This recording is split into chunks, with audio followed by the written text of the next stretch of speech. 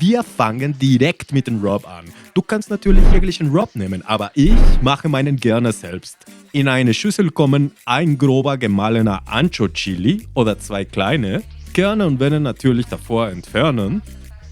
Dann 2 Teelöffel schwarzer Pfeffer, 3 Teelöffel Salz, 2 Teelöffel Knoblauchpulver, 2 Teelöffel Zwiebelpulver, 2 gehäufter Esslöffel brauner Zucker, 3 Esslöffel Paprikapulver, 1,5 Teelöffel Kreuzkümmel, 1 Teelöffel gemahlener Ingwer und 1 Teelöffel gemahlener Senfkörner. Einmal richtig gut mischen, damit der Zucker nicht in Klumpen rumhängt und der Rub riecht schon wie yo, ich mache heute Arbeit. Aber bevor der Rub zum Einsatz kommt, heize den Ofen auf 180 Grad Ober-Unterhitze vor und während er hochläuft, schnappt ihr die Spare Ribs und dreht sie auf die Knochenseite. Als allererstes muss die Silberhaut runter. Nimm dir einen kleinen Löffel und geh hinten zwischen den Knochen da drunter, wo du am besten reinkommst. Das ist jedes Mal minimal anders. Heb die Haut ein Stück an und jetzt nimm ein Stück Küchenpapier. Pack damit die Silberhaut und zieh einmal über die ganze Leiter runter. Das ist sonst sehr wie Papier und blockiert dir später Geschmack und Textur. Zack, weg. Für Backofen Spare Ribs nehme ich gerne etwas Senf als Binder für den Rub. Ich weiß, nicht jeder steht drauf und auf den Grill mache ich das auch nicht immer. Aber im Ofen werden wir im Vergleich zum Grill ein etwas feuchteres Garumfeld haben und da hilft der Senf einfach, dass der Rub gut an den Rippchen haftet. Jetzt rubst du die Ribs ein und zwar so, dass überall was dran ist. Aber übertreib's nicht komplett. Das, was dran bleibt, ist schon die richtige Menge. Drück die Gewürze schon an. Was runterfällt, streichst du an den Kanten und das Ganze natürlich von beiden Seiten. Und wenn du Zeit hast, pack die Ribs jetzt etwa 2 Stunden in den Kühlschrank. Am besten luftig verpackt, damit das schön einzieht. Wenn du keine Zeit hast, geht auch so weiter. Dann machst du einfach direkt mit dem nächsten Schritt.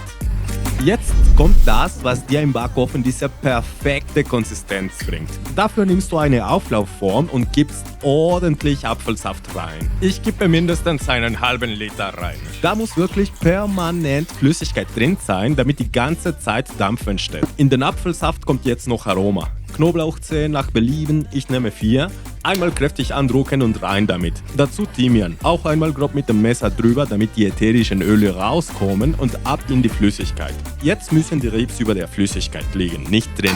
Wenn du ein Rost für die Form hast, perfekt. Wenn nicht, musst du dir was bauen. Hauptsache, die liegen erhöht, damit sie gedämpft werden und nicht gekocht. Ribs drauf und dann kommt der wichtigste Punkt. Das Ganze muss luftdicht verschlossen werden. Du kannst mit 2 Backformen arbeiten, aber ich mag es am liebsten ganz safe mit Alufolie. Also richtig dicht einwickeln, damit der Dampf drin bleibt. Danach ab damit in den Ofen bei 180 Grad für etwa 2 Stunden und 20 Minuten. Die Flüssigkeit braucht nämlich erst bis zu 20 Minuten, bis sie wirklich kocht und ab da läuft der Dampfjob sauber durch. Deshalb bist du insgesamt bei ungefähr 2 Stunden 20. Wenn du das Paket rausholst, sei bitte vorsichtig. Da drin ist eine kleine Sauna.